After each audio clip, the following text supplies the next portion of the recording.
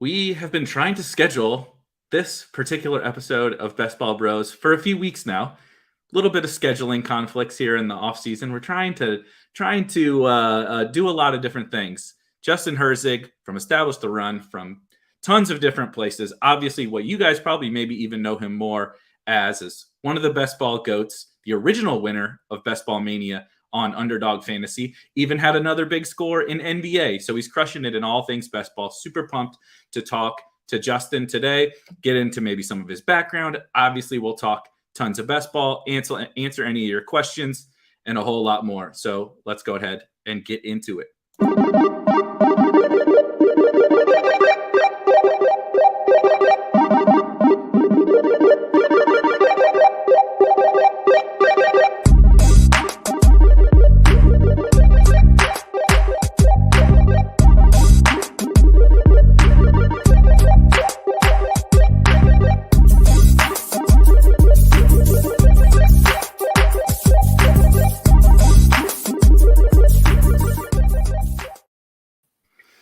All right, Justin.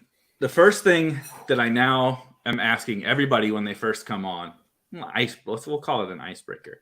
It can be fantasy sports. Most people stick to fantasy football. Worst pick you've ever made. Worst guy you went super heavy in best ball, season long, whatever. What's the one guy that jumps out to you that you were like, oh my God, I can't believe I drafted that dude? It's got to be like a late rounder that I was just so high on for literally no reason. Trying to think what an example would be. It's tough because I'm still tied to them. So Paris Campbell's got to be an example. That's okay. He got injured. He was gonna break out. There was that one game and I'm not even gonna bring up Hamler because that's just that's for real. That's actually legit. I think it's more of just a class of I get this idea that this player, it's a great thing. And then the backing behind it is so flimsy. Mm-hmm. Rashad Perryman's a great one. There you go. Love that one. And yeah, because we thought he was the only usage there, even though he's getting thrown out of camp after camp, just lack of talent, but we saw the opportunity. Good job, Nobo Sox. Rashad Perryman is definitely still fresh in the mind. Yeah, and it's funny because we saw a guy like him pop right down the stretch for the Bucks is basically their wide receiver one the year before when everybody there's obviously that what we saw the risk in a guy like him, right? But we also it wasn't we were totally just wish casting this, which is actually what happens more often when these guys totally bust. It's we never seen anything from this dude before, but maybe he's young or we come up with reasons to like these players, which that happens to me all the time. But at least with Perryman, there was something, right? You could obviously project, in theory, you could project the volume, but there was something there with okay, this dude has popped at least a little bit over a short stretch. That's always my favorite question because it's so hard because we miss on so many guys. We miss on so many guys. You almost just forget about most of these guys, right? And like you said, the Hamler thing's a perfect example. Mine would be your Hamler is my Darrington Evans. I'm not holding that L. He just those guys just got hurt. You're never gonna get me to take that L. Compared to I don't know who Trey Sermon. If you were heavy Trey Sermon, you probably just got to hold that L. So balancing all of that leads me into a question how are you thinking about that from the year before, evaluating the mistakes or the wins, right? How are you thinking about that context? Yeah, I think it's honestly a 360 feedback thing. It's just, it's always going. I don't really have I just pause, go back and fully digest because I think if we do that, so much of it is probably just going to probably be a bit too biased on the over and just taking a small outcome and being well, this didn't work out Giovanni Bernard because the Gio one, it does look bad in the review. But hindsight, the process actually kind of was decent because we knew someone was going to make that pass head. There still is some validity there. As you were going through, I was thinking back another example for okay, so let's go away from DFS. We'll go season long and keeper style, Devontae Parker. And when I remember drafting him in a keeper league for $2 in an auction, and it was the 2 or 5, I don't know, but it was crazy value. I loved it. And he was a guy who, like, every year we had our priors based off prospect, based off college. And like, he kept doing enough to kept bringing you back in, but never actually had that. And maybe it's like the Sammy Watkins style too, like just did enough to keep you there, but never actually had that even wide receiver 2 season. Yeah, I like that. That's a Devontae Parker. That's a really good example of a much better version of like Brashad Perryman, more well-rounded version where, like you said, we have reasons to like this, and they're giving you just a taste, right? I'm They're ready this year again.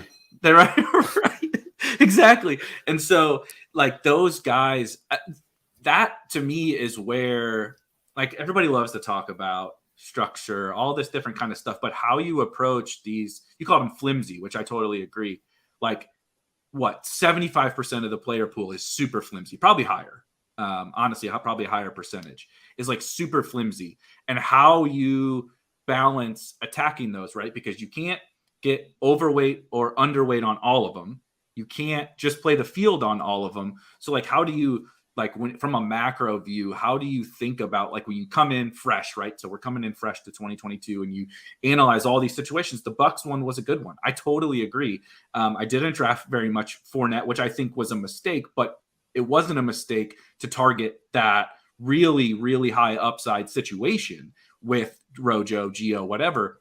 So how do you kind of think through as we head in, right? We're in that perfect time. We got a month or so before we're going to start firing up drafts again.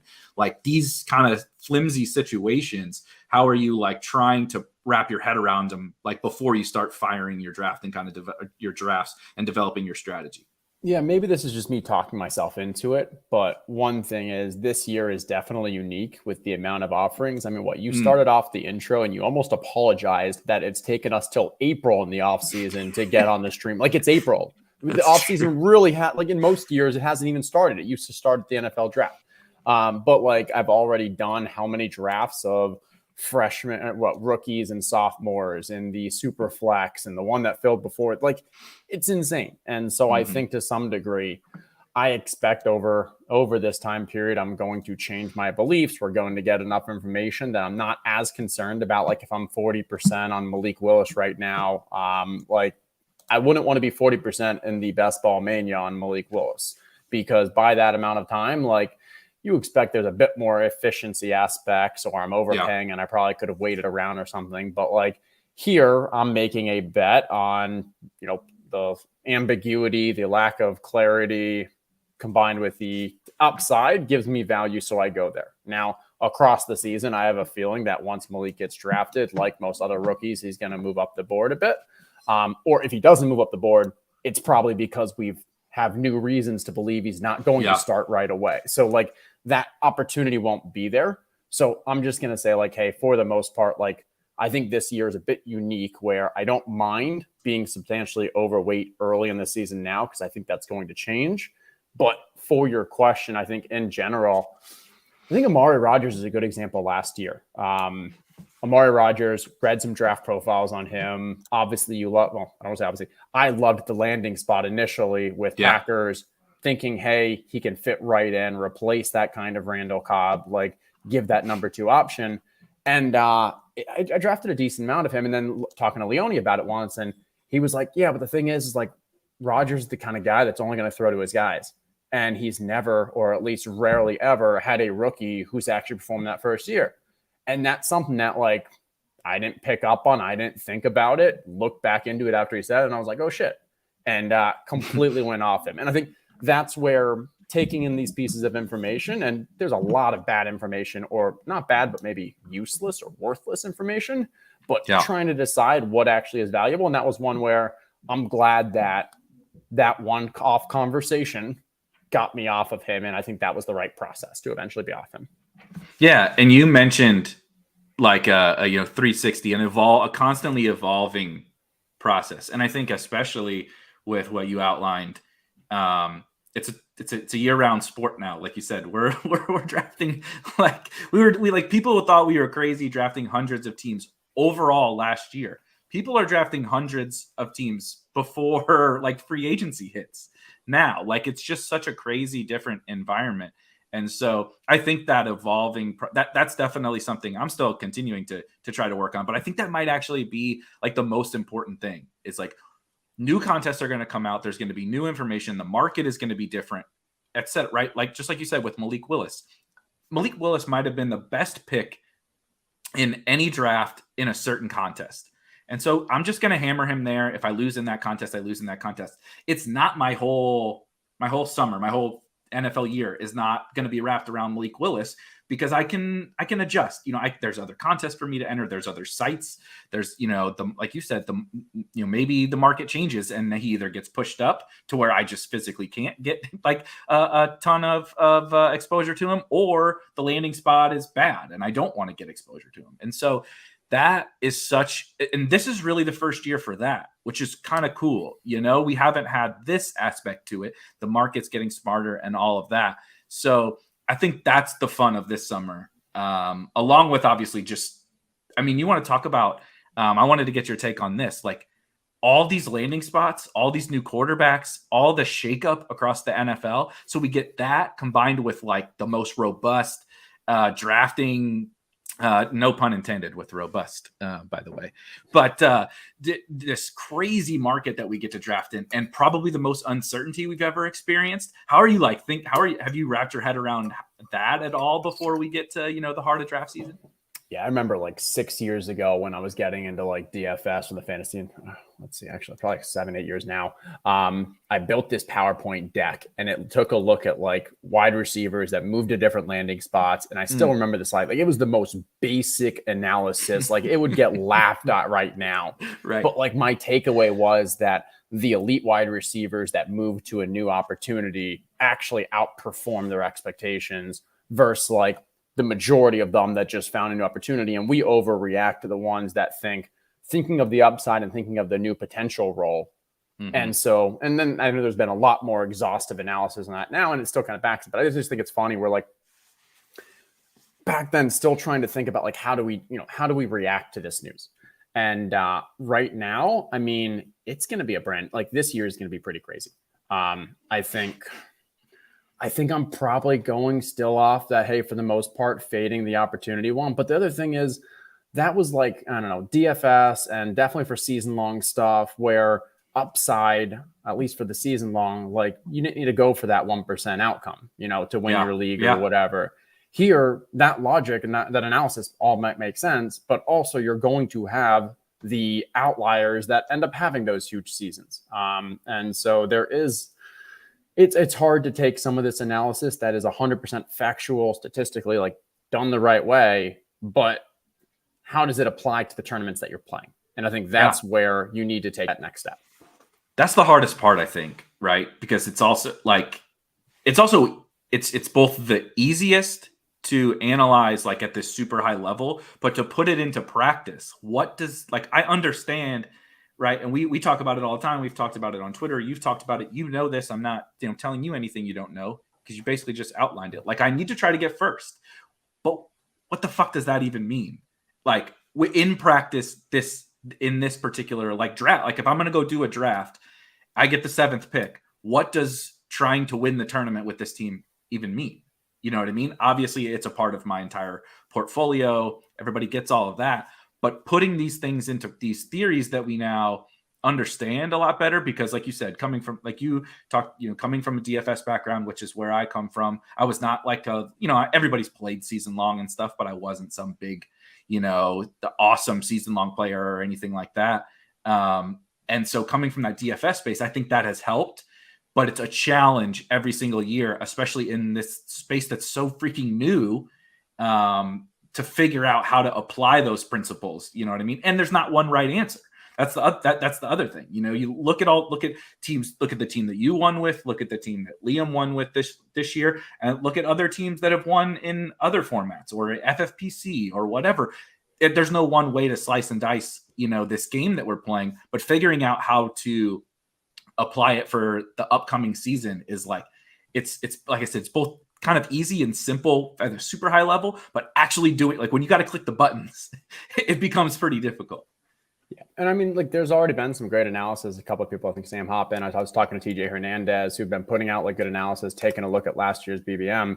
And I know you've harped on this, but like at the end of the day, it's just one season. And so much of the outcomes that you get from one season analysis, 2 seasons of analysis are just based off who were the kind of high performers, the outliers for that season. And I think for TJ Hernandez, we were talking about maybe it was the tight ends aspect, how I think it was if you're drafting 4 tight ends is actually a legitimate strategy. But I don't think that's like, okay, hey, drafting 4 tight ends works. And now I'm going to just wait to the last 4 rounds and draft 4 tight ends. Right. Well, I think it worked because think about the guys that broke out at the end of the draft last year. And they're now, yes, you didn't need 4 if you hit one of them, but if you got 4, well, now you're actually having a better chance of hitting that breakout, which I think was what pushed you. And so it's taking the learnings from the previous years, but not just the outcome or not just like the data result, but understanding why that result hit and thinking about how might you see similar situations appear here. And Superflex, I've loved the tournament this year because, and I remember the day that it opened or whatever, you were doing a stream and I was in chat and we were kind of just talking through, but like that is the least solved thing out there from a best ball style. And everyone is just going with kind of a bit of intuition. And that's what it felt like back in the days of pre-Underdog with the, draft company, where you make decisions that make logical sense. There may be some small pockets of data that support them, but at the end of the day, you still have to go with a belief that kind of fits here from a tournament model, from an advancing model and so forth.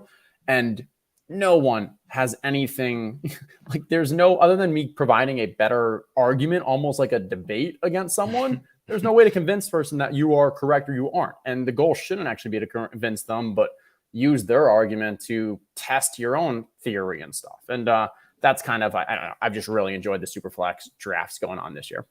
The Superflex format was, I think, like the epitome. I loved it too, but we talked a little bit before. Like, I love just kind of the new stuff, which is another exciting thing about this space. New formats, right? Even like rookies and sophomores and juniors. The stupid backyard best ball, right, with no running backs, which is just a joke. But the more things that we can do that are new to kind of sink your teeth into, like I love that. And that was it's so funny you bring up that very first stream. Like, God knows I didn't know what I was doing in the first, they launched the contest. I'm like, whatever. Let's hop in a draft and do a stream. I'm pretty sure I ended up with Deshaun Watson and Tom Brady both on that team. Like, at least Brady, you did. Yeah. Later round quarterbacks. But I think it hits on your point again about like, not just taking what we saw worked before or, copy paste data from last year, but thinking through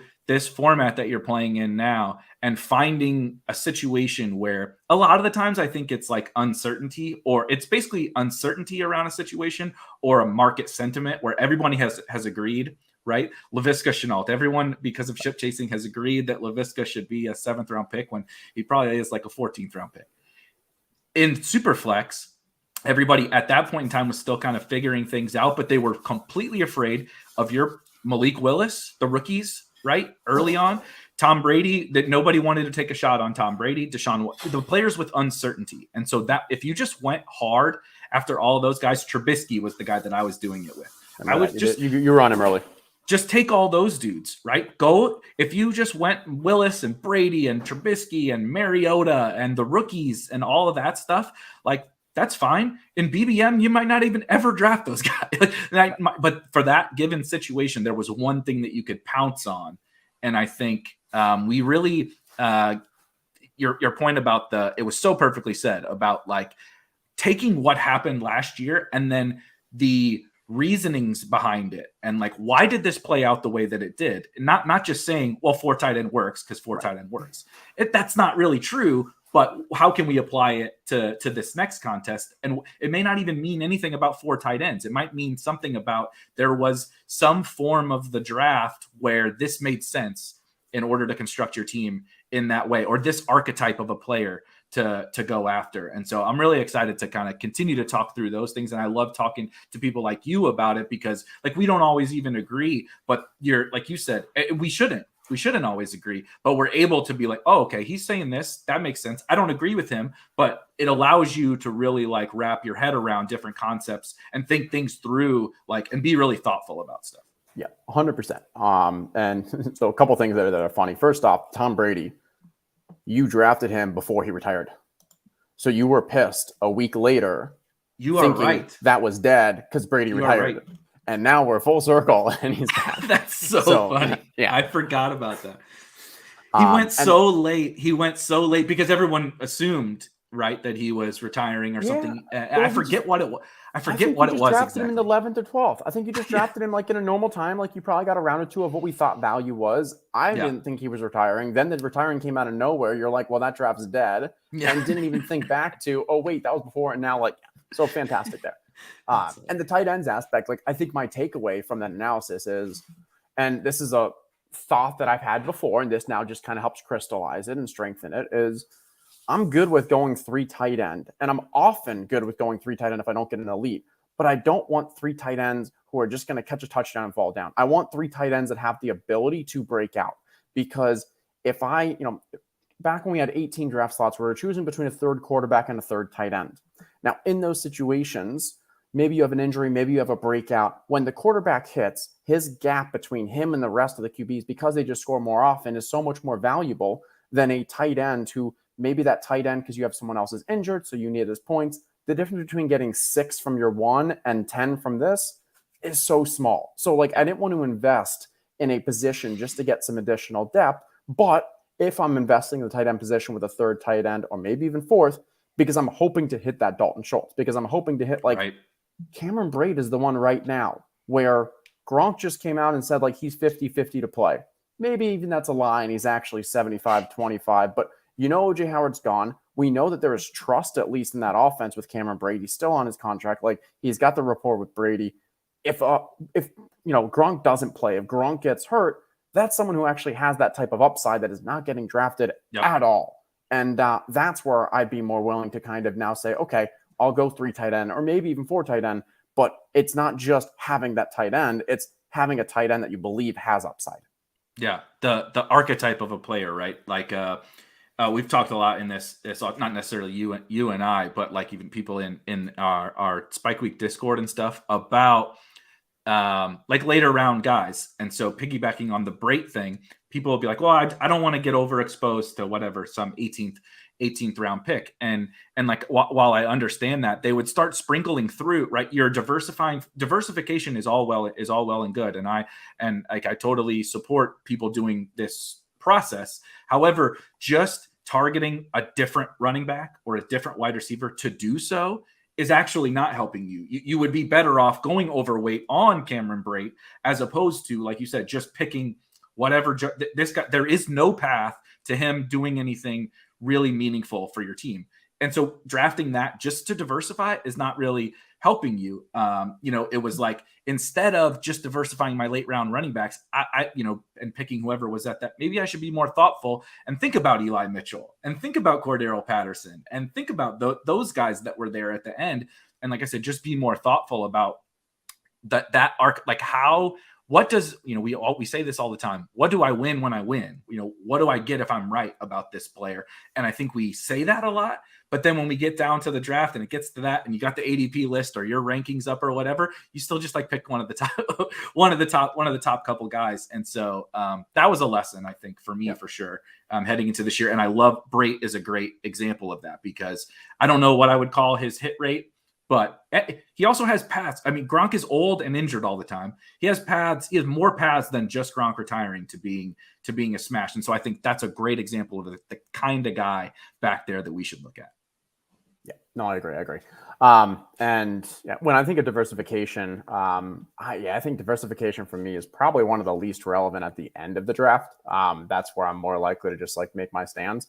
Now, where I will diversify is between 2 kind of unknowns where I see similar profiles, where in the final round, both of these guys are almost always available. Use someone like John Mechie and who do we still have going in the end? I don't know, but pick another wide receiver that's like always available. If you're always going to choose one, then yeah, you are missing out on that other. And even if I feel a little more confident one, like I'm fine to diversify there just because I don't know, but my analysis on them is that they both have this type of upside potential. Now, if I'm talking 8th round or something there, my diversification is a little different. There, I may be willing to diversify on a player because I'm getting ADP value on them. And love David Bell, but he's not always available. His ADP is like 212 or something. Like, yeah, I think it should be higher. I don't know why he is where he is. I've gotten him. He ran real slow, and everybody loves the. That's a narrative one. No, 100%. That's a narrative one. Is where Twitter, fantasy Twitter is low on him, and so it resonates with and we see it in the drafts, and he ends up falling. But David Bell, I'm not going to say it because I'm not.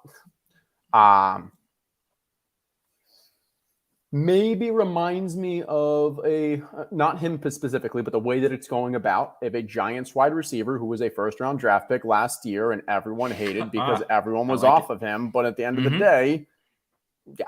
And so I think that could be a similar one, especially if David Bell somehow creeps into I don't think he'll go top of the first. I mean, I don't think he'll go bottom of the first, but maybe top of the second or something. Yep. Or bottom of the second because you have teams that need that wide receiver. But where I was going with that is I'm willing to diversify for the sake of diversification in the middle of a draft if I'm getting value on a player. So, for example, David Montgomery, I maybe not am high on him. But if I'm getting 2 rounds of value on him, I'm willing to accept that, like, hey, my prior might be wrong, or at least it may not be as accurate as I thought. And now I'm getting value on him from a tournament perspective. And that's where my thought is, diversification has value, even if I feel like I'm actually giving up the better player. Because I'd rather draft, one of the Marquise Brown or someone there.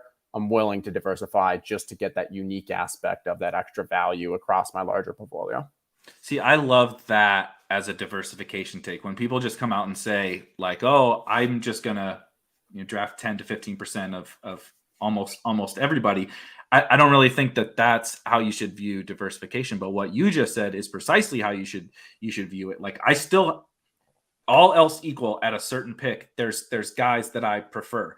But when a situation arises that both allows me to get this player at a value that basically never happens, or very, very rarely happens, there's multiple benefits to that in and of itself, no matter how I feel about that player. And like you said, it's not an 18th round guy where the 18th round guys have very, very distinct differences in terms of that payoff. They're wildly different at the back end of drafts, but like the 5th through 10th round guys, like they're all like pretty close. That's why they go there. That's why the market gets really efficient on the first 10 rounds, because we have a pretty good idea of what that player is in general, right? Obviously there's variance to that, but so building out this diversified portfolio through that approach, like when the situation arises, I get value on this player. It gives me, potential uniqueness. It gives me, possibly just like an overall greater projection to my team. And then I'm also now able to diversify. It's not just like saying, oh, well, sometimes when I get to the 5th round, I take this guy. And sometimes when I get to the 5th round, I take this guy. Yes, that can be true, depending upon your structure and all of that. But I think that's how we should be viewing, exactly how you outlined it, is how we should be viewing, the diversification angle, because players are chess pieces, right? Like KJ Hamler is a chess piece. David Montgomery is a chess piece. You can decide to move it or not move it. That's up to you, or move it the same amount as everybody else. So I like to I love that, framing it in that way, for sure. It's crazy that you needed more than 280 characters to have this actual discussion, though. Yeah, right. Trying to have these on Twitter, I love having that's the hardest part about all this, is there's no forum, right? Like you and I can do this for an hour or whatever occasionally, but like there's no forum for ad hoc conversation about these subjects where you can actually do it and it work. Because it just doesn't work on Twitter, but that's where everybody is. That's where we're all hanging out. Yeah. And I mean, a lot of it is, it's just funny with Twitter, because I'm only willing to get into an argument with someone on Twitter if I've actually had a legitimate conversation with that person. Otherwise, it's just otherwise, it's not worth my time. I don't know. I see some level of it's worth me getting into a banter with you or other people on kind of fantasy, because I value your opinion, and by me arguing against you, I might learn something that I actually take myself. And B is for the most part, I know who these people are, and like they're not going to take offense and like understand what this is. Now, a lot of people who are just watching and see this, they're just like, wow, like they let go. Like, come on, like it's fine. Yep, exactly. That's the funniest part for me, for sure, is I do think, and this like if you're in a Discord or like a private Slack or just a group chat or something like that, having like these debates that can sometimes seem heated, or maybe you even do get triggered during the debate, is good. It's if we all just sit here and nod our heads and look at the same stuff and just say, we all draft LaVisca. Yeah, exactly. That's what happens. We all have 25% LaVisca, and then we're all broke, and pissed off just 3 weeks into the season. But it's the only way. I was listening to a podcast recently. Did you ever watch the show Always Sunny in Philadelphia? Of course. Yep. Yeah. So they have a podcast, and they tell a lot of stories through all the episodes. Yeah. Yep. And they're telling a story about how often they would like get mad at each other, arguing through, because they like lock themselves in a room and come up with these ideas for these shows, and they would like get pissed at each other over stupid stuff, right, about what they should include in the show. But they're like, if we didn't do that, the show never would have succeeded. And like they said that, and I was just like, boom, yes. I never been able to like phrase it that way, but like you have to be able to like kind of go to battle over these things, as long as, like you said, like you and I can just come here and talk after the fact, and everything is all good, because I like I said, it's all just respect. The only reason it's happening is because of respect, is because of the not respect. waste my time with adults, right? yeah, exactly. So let's hit a couple questions, and then we'll pivot the conversation to maybe some not totally just best ball strategy talk. Let me see. How did this go for you? We've done some conversations around advance rate versus, we already talked a little bit about, playing for the 1% outcomes and 0.01% outcomes. But for you specifically, how did like your approach to advance rate like actually play out last year? Yeah, so I definitely posted it on Twitter, so someone can go check me, or not check, but I don't remember the exact numbers. But in general, I believe it was somewhere between like 22-26% for the majority of the tournaments. I mentioned early on, like my goal is 25. I think if I can hit that, like I'm in a great spot. And end of the day, like, yeah, I don't DraftKings. I'm trying to think, because DraftKings is the one that I ended up doing the best, getting one of the finals there, taking I think third or fourth place there. But again, like I think it's so interesting because you and I were having the conversation at the beginning of the last season, and I think where we had a strong differing, I'm sure there's actually far more nuance, but in general is you were, I thought, building for those optimal 0.001% team, the team that could really win it. And I took a bit of a different view, and I'm building for a 1% team, or really even like a 5-10% team. Like my goal was really to advance past those rounds and then set myself up for teams that could keep advancing. Because I think there's just so much variance in those playoffs. But combining those two strategies, like my DraftKings team that did well, it did well because it had the Kansas City Cincinnati stack. And it had, even all the way down to someone like a Darrell Williams who put up 25 points or so and was probably my near last round pick in that. And so while I'm still drafting I want to advance out of this round because I think that's the best predictor of having like, end of the day EV of these tournaments, I'm still setting myself up for that week 17 for where I have the best chance of actually going for that upside. Was that the biggest thing that you kind of feel like you've learned in terms of threading that? I talk about that all the time. Like you're always trying to thread this needle, right? I'm trying to win this tournament, but I understand the rules of the game are just give me top two and then continue to advance. Was that obviously structure? I know that you're good at structure. We don't need to get into all that, but then kind of the correlated playoff type stuff, was that the biggest thing that your biggest takeaway, or what was kind of your biggest takeaway in terms of threading that needle?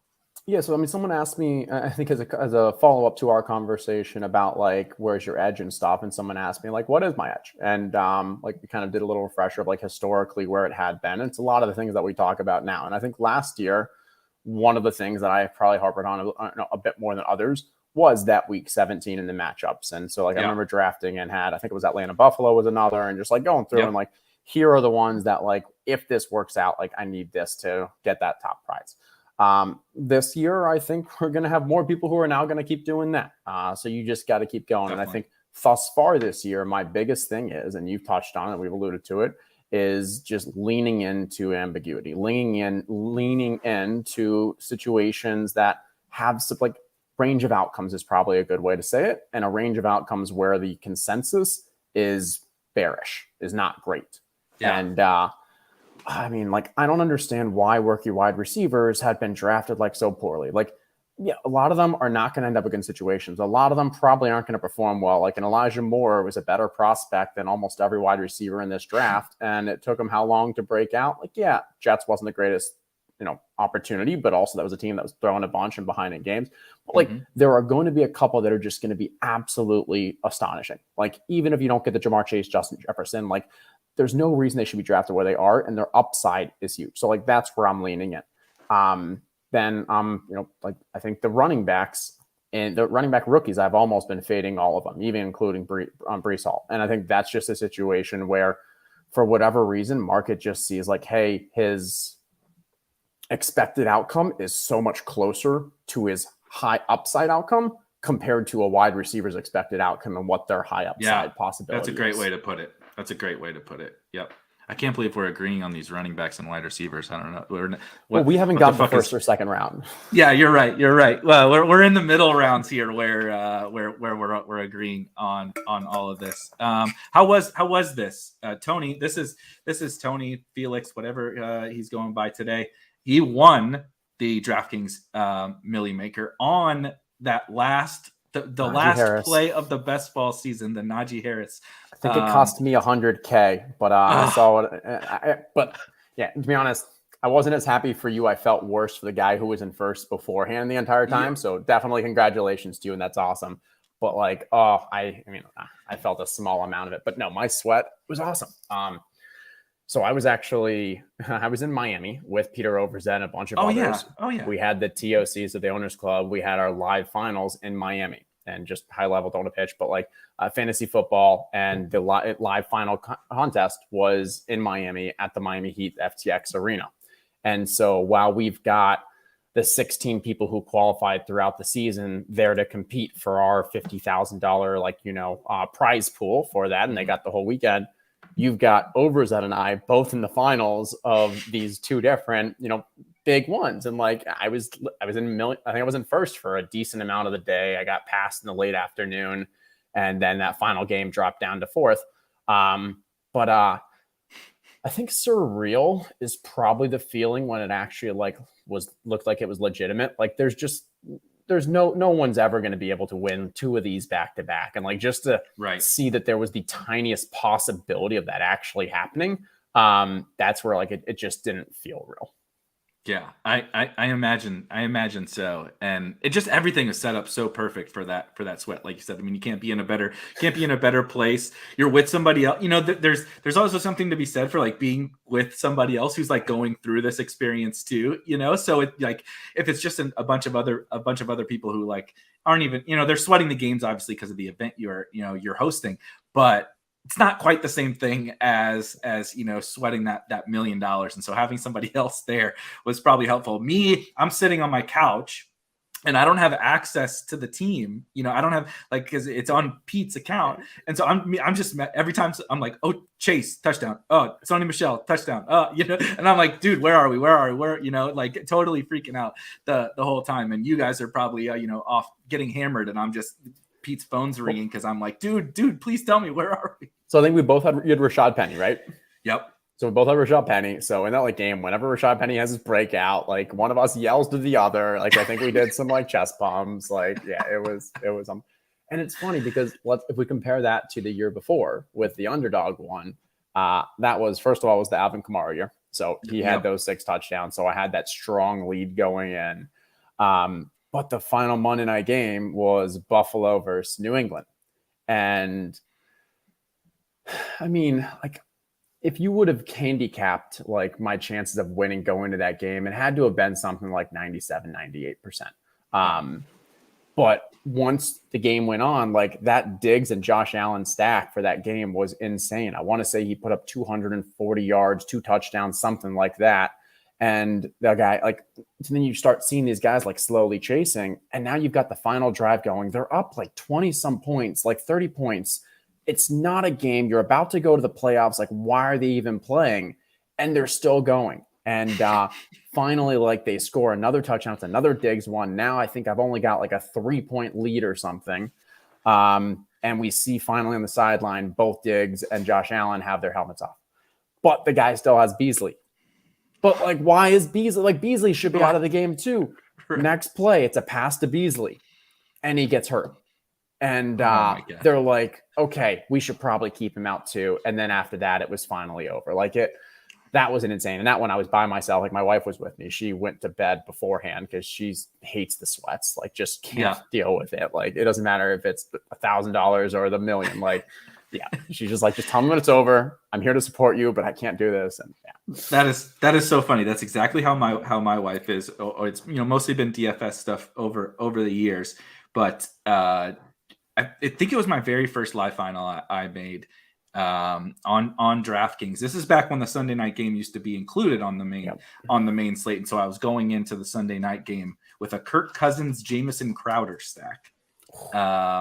This is well, they were the Redskins then, the football team, the whatever the hell they are now, Washington on Sunday night. And like, I was in a pretty good spot basically with them. And that's what she's like, well, I'm just going to go to bed early. Will you just come up and tell me when it's over? And so it worked.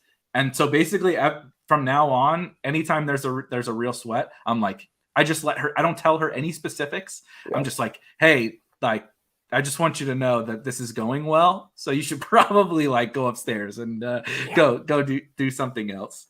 So, did you ever play fantasy draft? A little bit. Yes, a little bit. But so here's a good question. Segueing into this because of fantasy draft. I tried, you remember Fantasy Aces as well. Mm-hmm. So I was trying, I've been predominantly a DraftKings player for pretty much my whole career. I've definitely played plenty of FanDuel, but I was trying to, when I was taking it, I'm still taking it serious, but I was really trying to like grind back in the day and play all these other sites, and it killed me. I ended up being just bad at everything.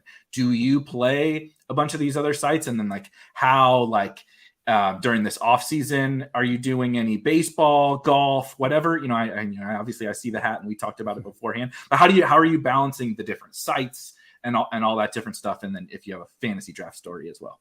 Yeah. Well, I mean, so I think I've always just considered myself like an edge player, like an edge finder. Like, I don't think I have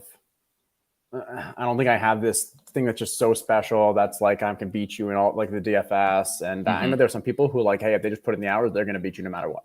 For me, I don't think it's like that. I think it's just kind of the way my brain works. There are some that I'm going to have an advantage of because I think you got to think through it. And there are some things that I'm not, and I'm just not going to spend my time and concern there. And the early days, like, I played for, I don't know, quarters, dimes, nickels, whatever on like the various sites. Like, it was never serious. It was just a fun thing. But when fantasy draft had literally overlay every week, like excessive, insane amounts, I was like, okay, I have some edge. There are definitely players on here that are better than me. But like, with this, like, I'm willing to go for it. And so that's when, like, that's the first time I started max centering was 20 lineups then, I think 20, 25. But like, that's when I'm like, okay, I'm going to try this. I'm going to max center. And I ended up probably like a small profitable player. I ended up making their Carolina Millions live finals. That tilts a bit. I remember that. In general, like, yeah, that was like how I found an edge. Granted, the edge was free money from the site. Since then, I think like I'm pretty much only play NFL. I'll play other things for fun and such, but like, I don't think I have the time or the just, knowledge to have an edge in basically anything else. But I'll say football, because within the football though, like XFL came out. Yeah. There was me, Ian J, I think CSU, maybe one other that were like, you were playing a decent amount too, I think. But like, that's where I was like, okay, I see an edge.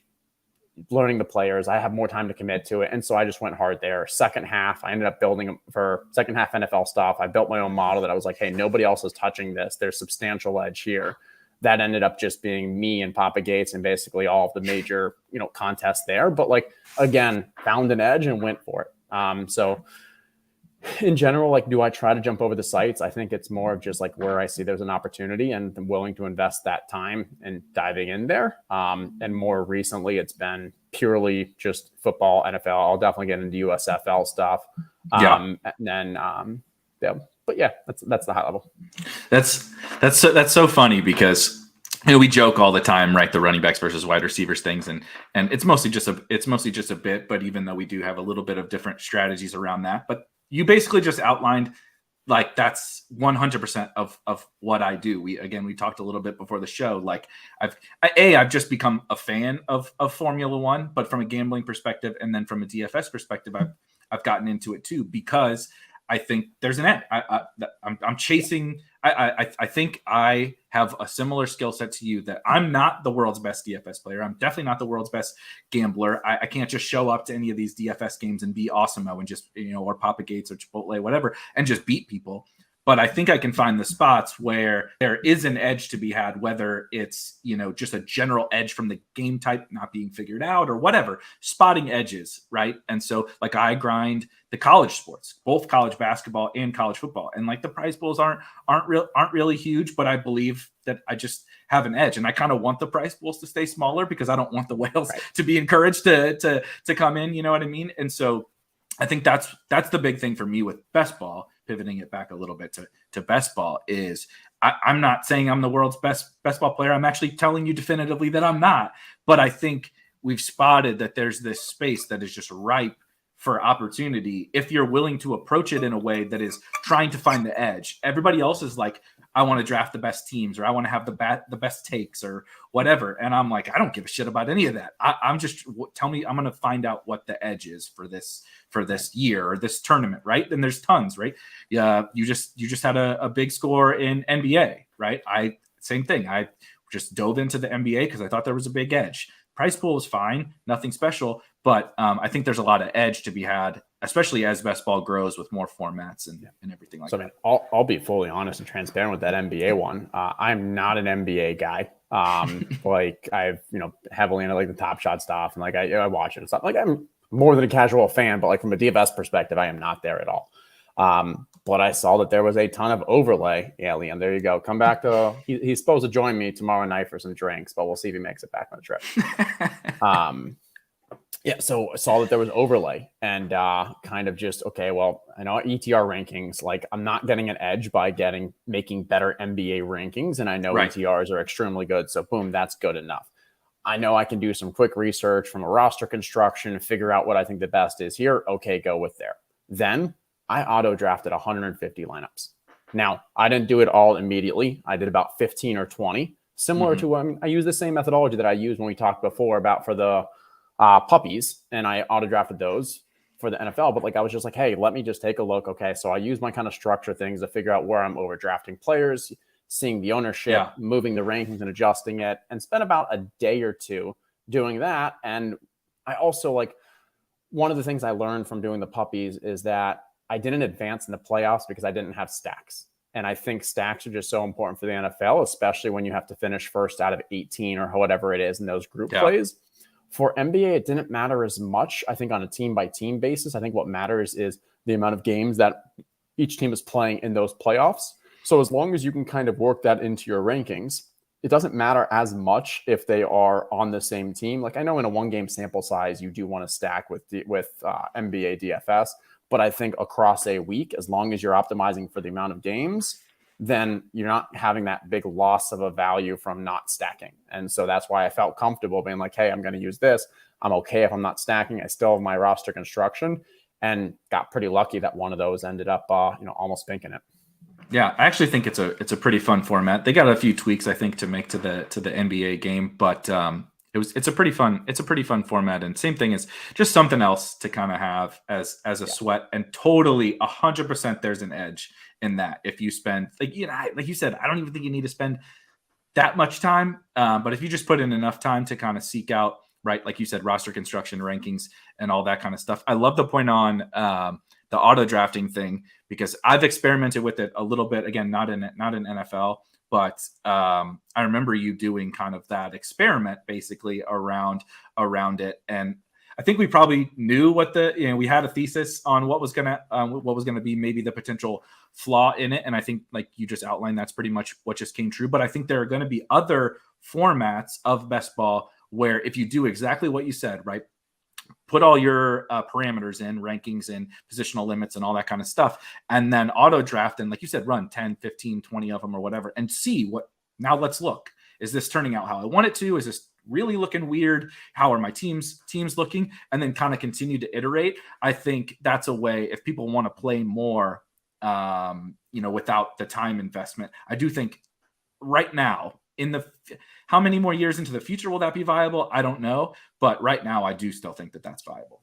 Yeah. And for the reasons why it may not be viable in the future, there may also now be new tools or features within the various apps that make it more viable or something. Like, I don't know, you think about the complexity of a lot of the the 150 builders, the GPP builders that you can add, add 10% here based off this outcome. Maybe there's a way in the future to adjust my rankings. And if I draft this quarterback, then I want these wide receivers on the same team to move 10% up the rankings or whatever. I'm not actually able to build and doesn't, but like just as a theoretical exercise, I was thinking about like, how could you build a tool that could help you maximize it? I don't think it would be a third party tool. It's something that would have to be done like within Underdog or within those sites. I think it'd be pretty bad for the game if you were able to do it, but not everyone. But that could be cool features too. And because it is wildly in all these sites' interest to get people auto drafting. So if they can find a way to do that to get more action in, I think it's mutually beneficial. Yeah, definitely.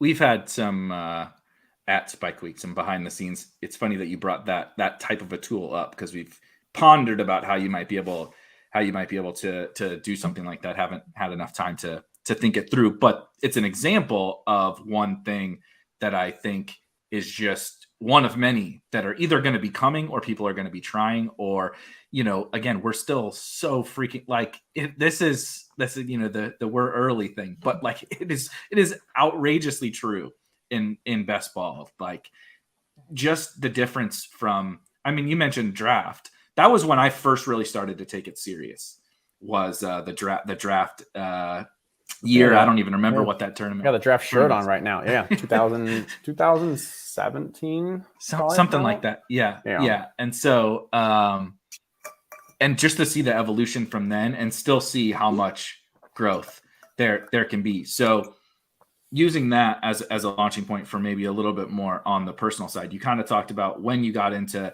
DFS, but like how did we get here, other than you obviously becoming a good best ball player and winning and being sharp and all of that, but like what led you here? Like what were you doing before? Was it just DFS, or how did we get here? Yeah, so I've definitely been more on the career side with the sports kind of on the side. So through college, I worked for a sports agency. I was kind of overseeing a lot of the kind of recruiting for college athletes on the baseball side. And so I would travel around to different scouting events, both college and high school, with the goals of kind of signing up to be their advisors, not me, but our company, be the advisors for them. So always, and also did an internship with the Lightning. So like always had sports as my love, passion. Out of college, had a decision. I could either go make around $30K and travel around and do that kind of recruiting for a larger agency, or kind of go with the more corporate route, and did that, went into consulting, then worked for a major financial institution, a bank, and did some kind of like data analytics for them, strategy stuff. And so that's where I met a few other people who were, just into fantasy football, but have that kind of like-minded math-based mind. And so that's where I remember we were doing a beach weekend and fantasy draft was kicking off, and it was a Jarvis Landry double dip for the Dolphins. And like, that's kind of where like the excitement of the DFS. And I think it was once we realized that there wasn't actually an edge and an opportunity here, and fantasy draft is really what kicked it off. Because before, you play DraftKings and FanDuel, but just like we used to play poker, I always knew there were people who were so much better, spending so much more time, like it wasn't worth it. Fantasy draft was the first one to kind of wet the whistle a little bit, like, hey, there's actually a possibility here, build up a bankroll, test that out in other streets.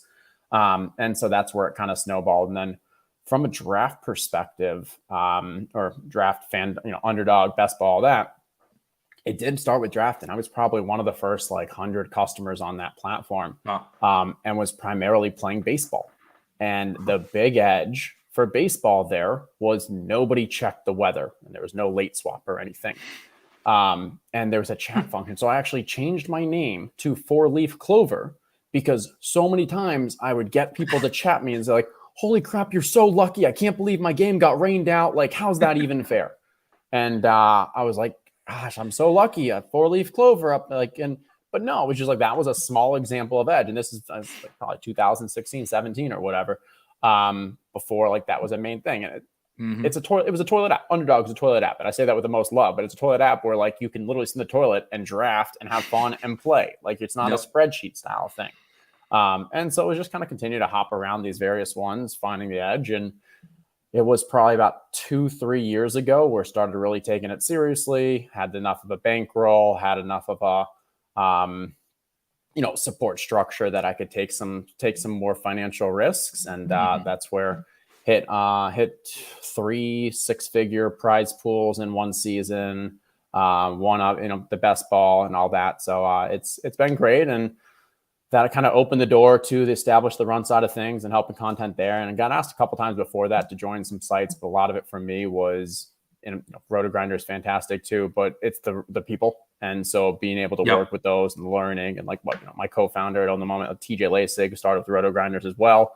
And same mantra of like, hey, the amount that I'm learning and being able to just, digest and bring in from being around those people is far more valuable than the little edge that I'm giving up by writing content. And I love that take because people talk about that all the time. Not even just with best ball, but the touts get a bad name and stuff. And I think it's generally pretty silly. It's definitely very silly to me in best ball, but it's also like this is a peer-to-peer game. If what I say truly does, which it doesn't, but if what I were to say truly impacts the market in such a way that there's this ginormous shift, which I guess we did partially see with the stupid wide receiver stuff for a small stretch there on Underdog. But then, yeah, exactly. But like that doesn't mean it's good for it. It's only bad for you as long as you don't react appropriately. Because I'm still drafting against other human beings, and we're all drafting in the same market. So it's like, it's if we're trying to predict the future, and I'm better at predicting the future, and I lose money based on giving out my predictions, then sure. But like that's not that game. That we're not playing in that world. That's not the game. I'm not picking who's going to win the MVP. I'm trying to draft best ball teams. I have no fucking idea who's going to be, the Jamar Chase, like the Alvin Kamara or the Jamar Chase or the whoever. I don't know who it's going to be this year, and it doesn't matter. I'm not trying to pick that. We're trying to win this game. So I always love that take. So I'm happy that you mentioned that. Trying to see any other questions. This is definitely pretty true that Liam says a lot of the whales are donators, but this is I know a good amount, some of them personally, some of them just through DFS and stuff that come into the best ball streets, and they definitely donate, but it's because they don't want to spend the time. They have no interest in spending the time that we have to spend in order to do it, and I do not blame anyone that doesn't want to spend the time because it is an investment. But I think if you do you just like legitimately enjoy drafting teams and enjoy all of that strategy, or is it a lot more of the edge, or both, or like how does all that fit together for you? No, I enjoy it. I mean, I think it's ridiculous to be doing this from an ROI or an EV perspective. I initially got into it because I enjoyed it, and I think it actually set me up for success with my NFL DFS season, just getting you ready for it. Also, initially, you only drafted for like a month or two, like the summer. Now it's a bit different. One thing I did learn over the time is so I will no longer do any slow drafts. And just from a mental health standpoint, with these slow drafts, it got to a point where I'm going to bed and I start thinking about oh, am I going to get a good night's sleep? Am I going to miss some picks in the middle of the night? Or in the middle of the day, my phone's always going off. That just doesn't work for me. So instead I moved to hey, I'm always just gonna do fast drafts. And I may do a decent amount of them, but I got some time during lunch. I wake up in the morning, maybe I'm laying in bed, but I know that hey, this 45 minutes or whatever it is fully focused on this rather than it taking up my whole day. And I think that was, that's probably the thing that's most helped me and kept me kind of in the game. Because even in the early days, the very first versions of draft, they had, when they started the tournaments, there was no night clock. There was no pause. And so, you know, how like right now between like, I don't know if it's 10 p.m. and 4 a.m., 6 a.m., whatever it is, like the clock pauses. It used to just be that like, hey, if you're 8 hours past during that time, you better have set up your queue. And it was just something that, you know, like they learned, and it was like, okay, this is necessary to have. And overall, like, yeah, as long as I'm still enjoying it, which I am, I'm willing to do it. And I just got to protect the mental health. Yeah. That's a huge one for me. I'm just a kind of a nerd about the mental health type stuff. And that's definitely a big one for me. And then building in routines, like you said, I got 45 minutes here, whatever. Not everybody can do this, and I get it. I'm lucky and spoiled, whatever. I work from home. I work in this space. So it's obviously a lot easier for me. I can just put the phone right next to me while I'm doing some work and do a draft. But I think if you are going to take it serious, you develop the skill to where doing the fast draft is almost mindless. Yeah. Because you know the ADP, you know, I could tell you who everyone's like ADP almost down to the number by, you know, June or July. And so, you know, whatever, you just start drafting. Like I walk the dogs and I fire up a draft. I cook dinner and I fire up a draft. I'm not paying attention to my phone. Like you check it every once in a while to make sure that you're not on the clock or like your watch goes off or whatever. And like, it really is not a big deal. But the slow draft thing is, like you said, you like just almost feel like you're literally permanently drafting, and it's so all over the place that I felt that same way too. I didn't do very many slow drafts, but I just hated that feeling I had when I was actually trying to do slow drafts. And I get everybody's different, but that was a big takeaway for me too. Yeah, completely agree. And yeah, I was just reading some chat. No, I agree. I think a lot of the people in Underdog, like it's not their actual names and such. Yeah, but, definitely. Yeah. Oh, this is a good, but Paul, I was inverted. Each draft is a logic problem. That's a great way. It's a great way to put it. And that's why, you know, if you do take this serious and develop the skill, that decision, Liam talked about it, like as his chess background helped, right? And you having grinded through all these different, right? You talked about second half, like building out this logic for these second half things helps you in these drafts because you're never under any stress. You always know kind of what the how to make tic-tac-toe, right? Okay, this happened. This person did this. Now this person's available. Or this didn't go according to plan. I took Joe Burrow and I wanted T. Higgins. Oh, not there. How do I still make this into a good team that I want to have as a part of my portfolio? Do you think it'd be an improved product if they change the draft picks to like 25 seconds, maybe 20? Ooh, that is a good question. The 20 drafts have gotten longer. Like they are now about an hour. And that extra 10, 15 minutes, like it feels like it adds up. I haven't talked to like Redmond or any of the people over there on this, but I would be interested to see like make it 20 seconds, 25. I don't know. Be interesting. Yeah. It's funny you say that because I have actively been doing less NFL drafts for the last little while because there's just, like we talked about, there's a lot of other stuff going on. I am trying to do like some of the NBA playoffs. I am doing baseball, and just there's a lot going on. And so I'm trying not to burn out, you know, the NFL stuff. But I did feel that kind of pressure of, man, this is taking, like, you can feel the difference 100% in the 20 rounds. And it seems silly that it's not that much more, but I do feel like you really feel it. And I think that could be an issue like over the course of a summer for, you know, because they need us. They need the people in this chat, because the people that are going to do 150, right? In like all these contests, because that's how you don't get it. Joe Schmo coming in and tossing a couple entries in doesn't really move the needle, but they need all of us. And you can't afford for everybody to get burnt out, right? We're not all Eagles. I'm not Eagles. I can't do what that guy does with thousands and thousands of drafts.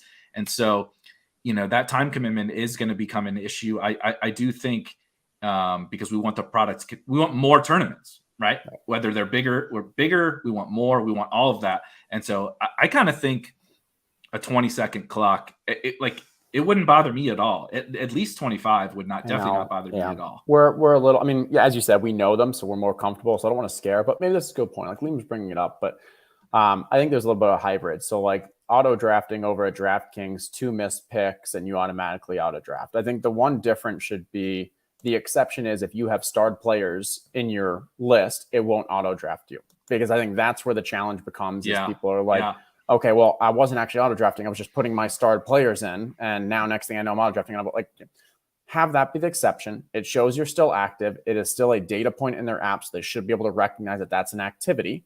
And then from there, if it's 2 picks, the person doesn't use any stars, like they legitimately auto drafted their last 2 picks, put them on auto draft. I think that might solve for our problem rather than the other, creating the challenges that we have with making it a 20-second or 25-second clock.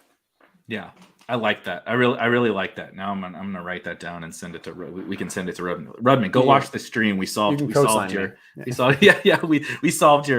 problem. So we're at a little bit over an hour, and so as we wrap up, we're a month away, right? We're a month away from this crazy shit starting all over again. And you mentioned earlier, it is funny. Like I first really started to dive into this whole content space like in May of last year, just like trying to figure out what I wanted to do with the best ball content. And now, like you said, we're like gearing up to go full bore in May, as opposed to just like figuring everything out. What are you like? How are you just in general feeling about the upcoming year? Do you have any like plans for big changes? Just kind of a general overview of what you're thinking heading into this, new draft season, especially off of 2 really successful seasons. Yeah. I mean, I would say I have a lot of excitement, but it's probably for not what I'm doing in my actual teams, but just the larger kind of best ball ecosystem. And so like, I don't want to tip too much, but like, I mean, I'll still be doing some stuff for for Establish the Run with some of the best ball stuff. And so would love to, there's going to be some fun stuff there. In addition, like with On the Moment and stuff, like we're going to release a best ball game with NFTs. And awesome. So there's just new ways to kind of continue to play this game, but now there's some extra dynamics there. And last night on Club Top Shot, Overzet and I were talking, and Overzet actually made a great idea of like, hey, what if you did some form of a best ball with NFL all day moments? So now you have that huge ecosystem. And so now we're taking an ecosystem that has like tens of thousands of people who are familiar with fantasy football, NFTs and such, but maybe we'll be introducing them to a new style of game, best ball, that they've never had. And I'm sure those people then spill over and, oh, this is fun. Let me go do someone Underdog as well. And so I'm like, yes, there's so much innovation around like actual individual contest games and stuff, but also just think this larger ecosystem has so much opportunity. And so I'd say that's where my most excitement really lies. That's definitely me too. Like people, you mentioned the like, oh, why are you doing content if that's your edge or whatever, and we kind of addressed that obviously.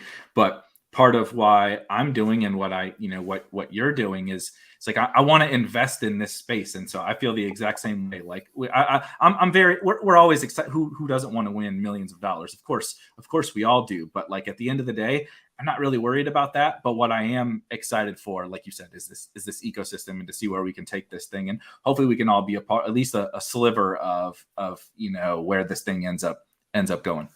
Right. I mean, like, yeah, when I won the BBM, it was 200K. And I want to say like I had some tiny little small part in that prize pool growing. So that first place became $1 million. And that's why whenever Liam comes in, Liam's always buying drinks for us because at least half of that 800K is like I get credit for. So this works out.